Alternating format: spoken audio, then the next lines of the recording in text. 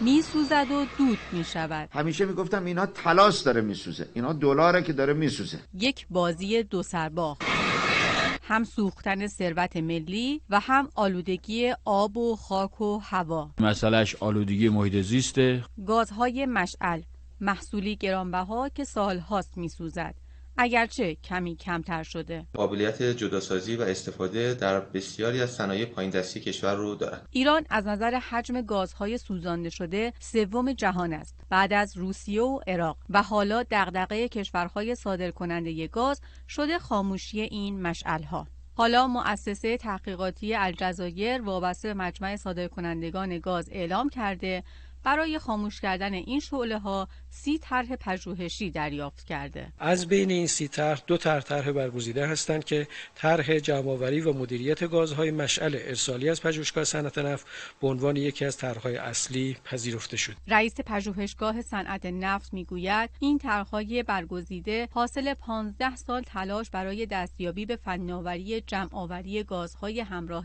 نفت است.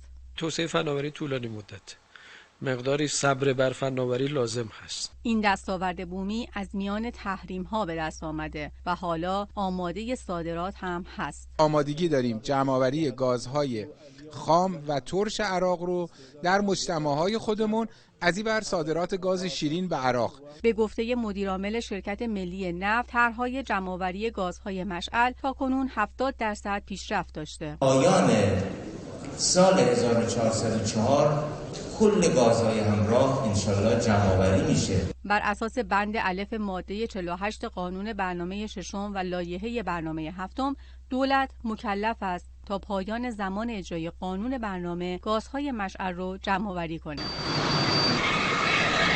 مظفری، خبرگزاری صدا و سیما.